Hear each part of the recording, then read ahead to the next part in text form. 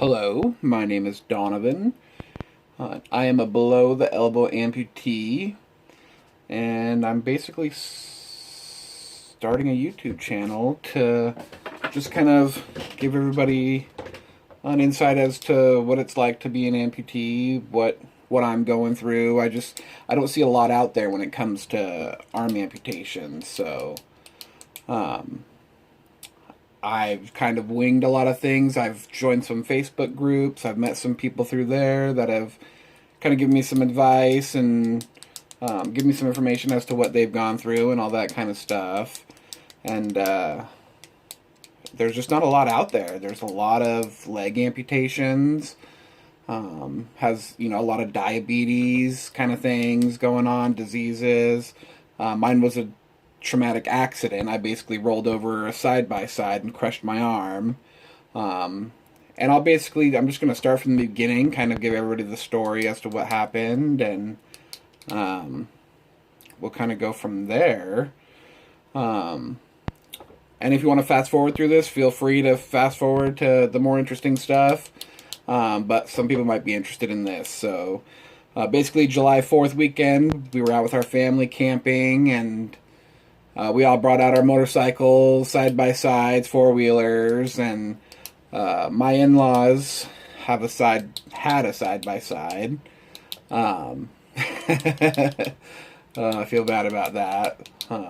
They ended up selling it they just didn't want to have to deal with it, any more wrecks and stuff. That's a whole nother story. But anyway, I brought my four-wheeler up. I've been riding quads since I was a kid. I mean, I've ridden dirt bikes and pretty much anything with a motor on it. But quads are my thing. I like riding four-wheelers, quads. So I brought my quad out, and of course my in-laws, I think it was the second time they had brought their side-by-side out and we were riding in it, but probably only about the third or fourth time I had ever driven it, more than 20 miles an hour. So normally it's the kids just want to ride around the property or whatever it may be, but anyway, so we were out riding. I had my nephew and my son with me. My son was on a dirt bike in front of us, and it was me and my nephew in the side-by-side. And basically, where we go camping, there's some dirt roads and some trails and stuff, and I'm going to kind of draw it out for you so you'll be able to see, because I know a lot of people have asked what happens, and they want to get into detail and know, and I figured I'll just throw it all out there and just draw it out so everybody can see, like, exactly what happened. So basically, we were riding on a road. This road, here, let me see if I can change this camera around.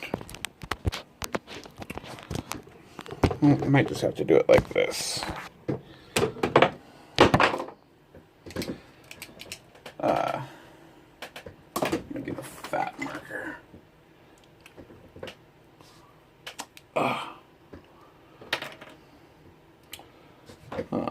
I also had carpal tunnel, so I just had carpal tunnel surgery. So I can barely kind of use this hand, so bear with me here. I want to get this YouTube video started because I procrastinate about it a lot. I keep wanting to do something. I keep seeing there's another guy out there on our Facebook group through the amputees. His name's David Gilliam or something like that, Jr. And he's posted a few videos, and I've watched and I subscribed to him. But let me get back to what we were talking about. So, back to the accident. Basically, there's a main road.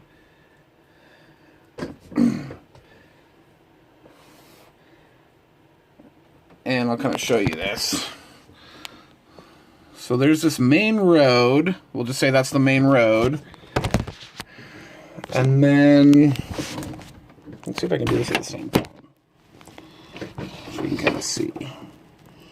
This is hard. I'm going to do this is the ghetto YouTube channel, so we don't have all the fancy equipment. So we have this main road where we ride on, and then when you get up further, there's kind of like a V like this, and it trails off into it goes off into the mountains. But there's this V right here at the road where you can kind of turn around. And what happened is we were cruising along, basically. My son stopped, so we went around him and kept going. And I got to this kind of V thing, and it's a pretty sharp corner right here. And I was going too fast, and we were going just to turn around to come around and go back to him. And basically what happened was I honestly, I can't describe it because it was in slow motion and we weren't even going that fast. And this was one of those older style razors, and I guess they're known to be pretty tippy. And, you know, like I said, I've always ridden four-wheelers, and I thought I could just kind of whip around this corner and go back over here. And I came around this corner, and slowly we just kind of rolled over. And what happened was, just my instinct was to put my arm out. Instead of keeping my hand on the steering wheel like I should have, I put my arm out to catch myself, and my whole arm just bent backwards. Let me see if I got this. I got this Halloween arm I used. I can actually show you, kind of. So I basically put my arm out to catch myself, and it just bent straight backwards. And I mean, this is really what my arm looked like when I was sitting there. It was bent. It was just out of a horror movie, basically. Bone was sticking out. You could see everything. My son started freaking out. I just told him to stay back. My nephew, he got out and he got on my son's dirt bike and head back to camp. For how bad of a situation it was, I mean, everything went really good from there. I thought I was going to pass out. But I think because my son was there and I was trying to focus on keeping him calm and keeping him away, that's what kept me coherent, I guess. But basically, yeah, I pulled my arm out from under the roll bar, wrapped it up like a burrito back into place, kind of, and ripped my shirt off, kind of wrapped it around. And I just sat there and waited.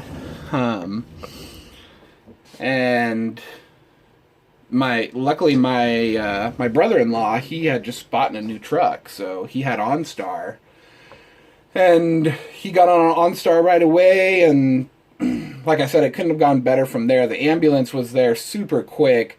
From there, I got life flighted on a helicopter from where we were camping over to Kootenai in Idaho, and I can't stress enough. I mean, I think it's $60 a year or something for that Life Flight membership.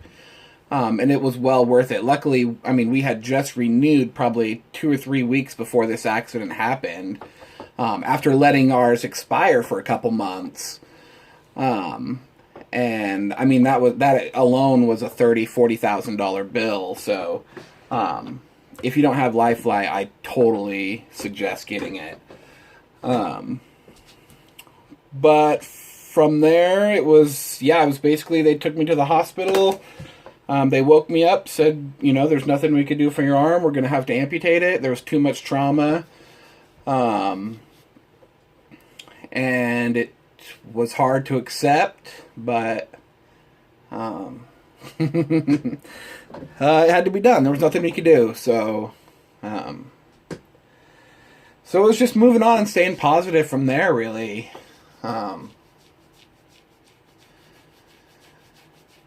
And it's been crazy. There's a lot of stuff you don't realize that you can't do it with one hand. Just going out to do yard work this weekend. I mean, fall came in an instant for me, and it was like it's already winter. I felt like we went straight from summer to winter, and I got behind on yard work and leaves, and luckily I had a good buddy of mine come over, and he got that all taken care of for me yesterday, for the cost of dinner and some beers. But that's what friends are for. So moving on, I've been doing. I don't have full motion back in my elbow. It kind of locks right there. And I'll also show you. So I had to have a skin graft taken from my leg. I'll give you a little shot of that. So I took a big old chunk from my leg, and had to cover up. This was basically all meat, and there's a piece of bone right there. You can see kind of sticking out. I can push on the skin. You can see it turn white. This I call kind of my butthole. It's a little hole that, I don't know, it's getting smaller, but it's still weird. And, I mean, one of the big things is, when I look at myself in the camera, when I look at myself in the mirror, it's so weird getting used to seeing this. I don't know. It's like a mutant arm. It just looks so weird. All the scar tissue and stuff. But one of the first things I did in the hospital was started looking up, myoelectrics and all that kind of stuff. And I was thinking, when we pay for our insurance, we got kind of a middle of the line plan. We didn't get like a super expensive one, but we didn't get a cheap one. So I'm, the whole time I was in the hospital, I'm looking at, middle of the line kind of myoelectrics that maybe I can afford out of pocket, or that, I tried to do some research on what Molina would accept, which was my insurance was Molina before the accident. I paid for it privately. It was Molina Silver is what it was called. And then after the accident, I'm also self-employed. I run my own business. It's called Affordable Water Testing. I basically just do well inspections, well testing. When people buy and sell properties with a well, it has to be tested, and the water has to be tested and stuff. And that's been a huge plus for me too, being self-employed, because I was, I'm able to kind of take that time off and kind of make my own schedule. So with all the appointments, I mean, I got physical therapy appointments, doctor's appointments, I got to go to pain management for, because I'm on narcotics and stuff, which I'm almost off now. It's been 3, almost 4 months. So that was a long process. I was hoping to be off that super quick, but no matter how tough you are, it's not realistic, come to find out. So I'm almost done with that, and the biggest thing is that I've been missing is driving. I've been trying to avoid driving just because I do have one hand that, because I had carpal tunnel, it got super bad, extremely fast, because I was overusing this hand. I was just using it for everything. So my carpal tunnel got worse. I was on tons of narcotics, which, when you run a business, you don't want to be liable if something happens, then you have to worry about people going after your business. There's just a lot of reasons that, I didn't have to drive. Luckily, my wife was able to also take off work, and basically become my nurse and my everything. She drives me everywhere I need to go. She has to make most of my meals. I mean, especially now that I have no hands at the moment.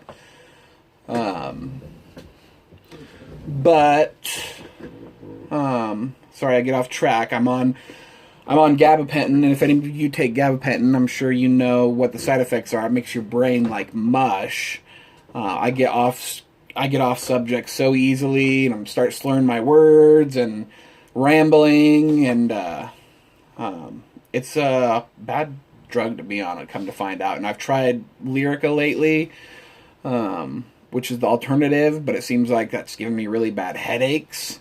So I don't know how that's going to work out. We'll see. So back to the arm. I wish I would have took more videos when I actually got fitted and casted and all that, so that I could show you the whole process. But what happened was, usually you get an appointment, you get casted, you come back a couple weeks, they test you for your myoelectric, you come back in a few weeks, they refit you again and try to kind of mark where your electrodes are going to go and all that stuff. And I went to Hanger Clinic, and they actually had a few specialists come in from out of town and schedule a few of us.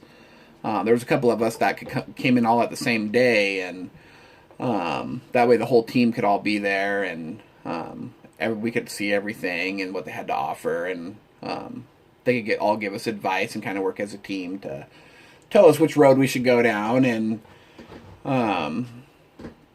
so I've gone to Hanger, and they took my cast and all that stuff. They tried to do test my muscles to get the little sensors or whatever they're called wherever they need to go, and one of the problems was their equipment was messed up, so they couldn't actually do a proper reading or whatever. I don't know the scientific terms for it, but basically what you have to do is you have to be able to have two sights ideally, one on the outside and one on the inside. So you want to have a muscle you can move on the outside while one relaxes on the inside, and then vice versa. You want to have a muscle on the inside you can contract while keeping one on the outside relaxed. The problem I'm having is the way my muscles were, put back together in surgery. It seems like whenever I do an outside motion like this, it triggers my whole arm muscle basically flexes at once, which would give a mixed signal as to whether to open or close the hand. But I also haven't been using the muscles in my hands or my arm for 3 or 4 months. I haven't been focusing on seeing what I can do in there. So basically what I'm doing this week is I've been kind of practicing, or this last week I should say, trying to get a muscle movement on the outside and then hopefully one on the inside. It's really hard. But even if you can't get two, sometimes they can do it with just one and they just disable the other sensor. And one of the problems I ran into at my last appointment was, so I only have, you can look, there's these, Tasca hands, Bionic hands. You're talking upwards of $30,000-$50,000 plus, depending on how much of an arm you need. If you need a whole arm, it racks up. Just a wrist alone is $3,000-$4,000, some of them. They're crazy, outrageously priced. So, when I was looking at when I was looking for my hand, I was basically looking at something that I would probably be able to afford, blah, blah, blah, and I just happened to come across, it's called the Hero Arm, and it's basically a 3D printed, lightweight, it's basically made of, a bunch of polymer plastic, and it's a lot cheaper, and because it's so cheap, I think, is the reason why Molina, that's one of the only bioelectrics they will help cover. So what I'm doing is I'm basically having to pay out of pocket for my man-powered unit, which is, or I call it a man-powered, I think they call it a body-powered,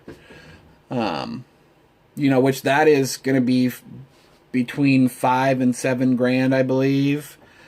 So I'm paying for that out of my pocket, and then Molina is helping pay for most of the actual Hero Arm. So I'll have one that I can use, whenever, and then that Hero Arm, and it's a whole new thing. This company just came out. They just started sending arms over here, I think, in April of this year. So all the technology's brand new. There's nobody out there that really has them, so there's not a lot of reviews. So hopefully I'll be able to provide all that as well in the future.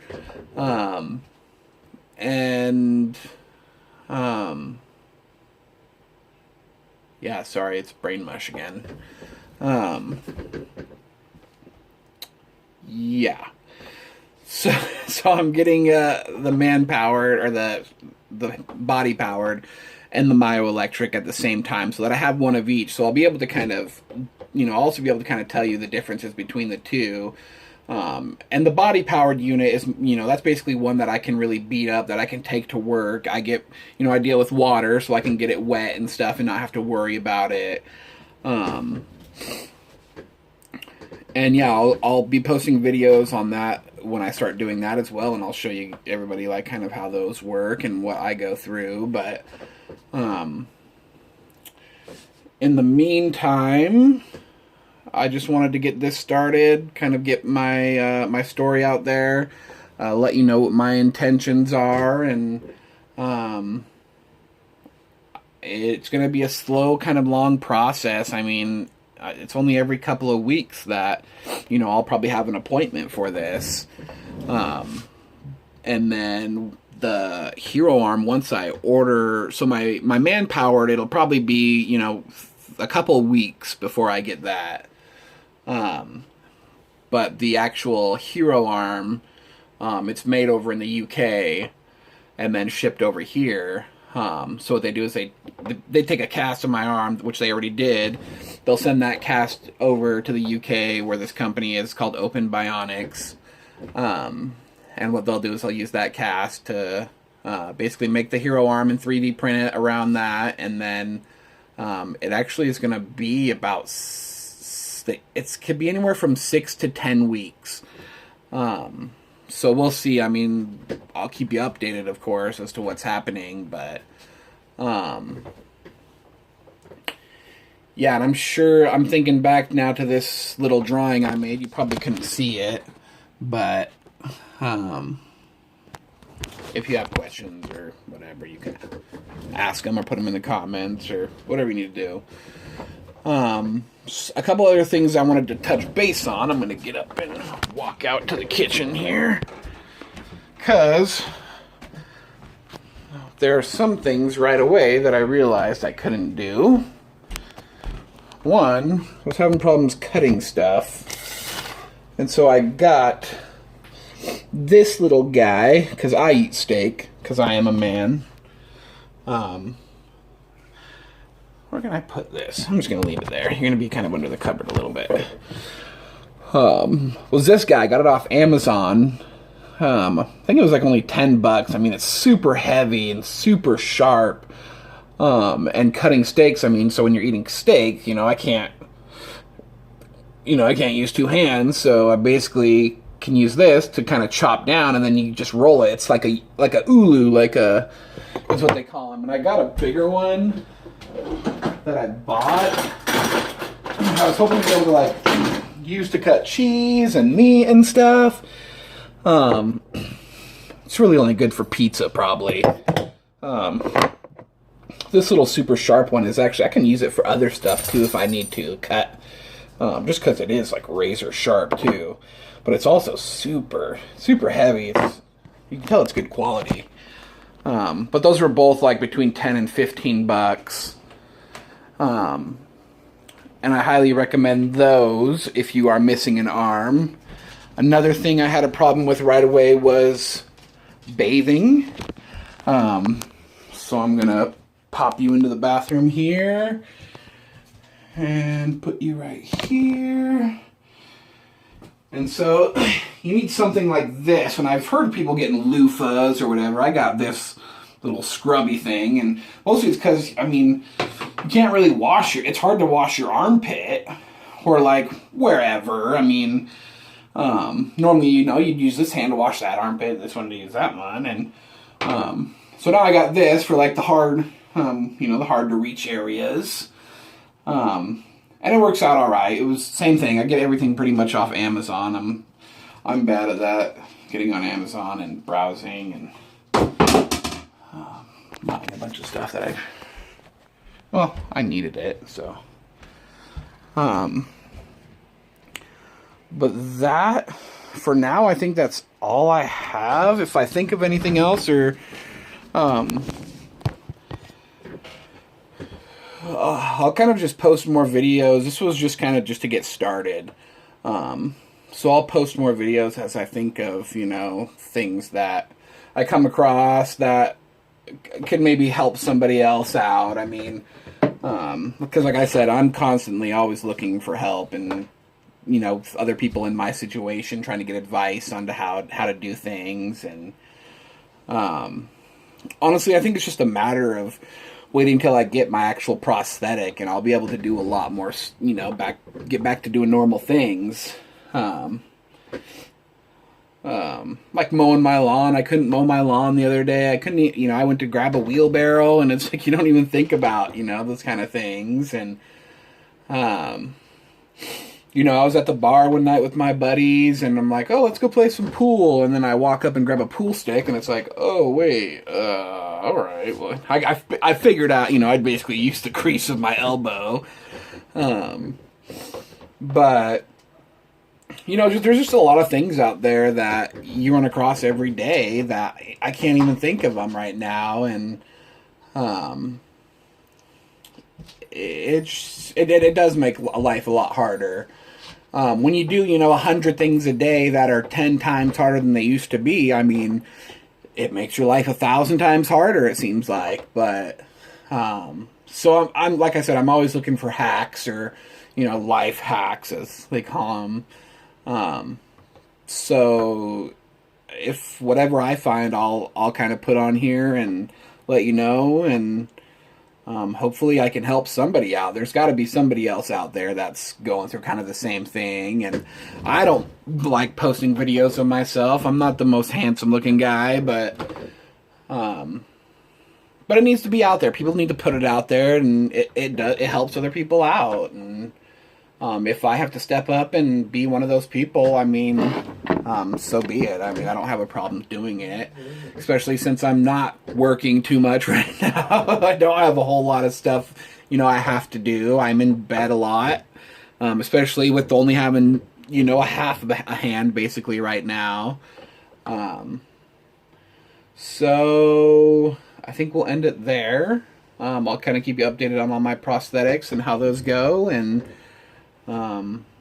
like I said, if you have any other questions or if you have any hacks you want to throw my way, feel free to message me or drop the comments below. I think that's how it works. I'm new to this YouTube stuff, but that's what everybody says. Smash that like button, baby, and subscribe. So yeah, I'll look forward to getting some more videos. Have a blessed day.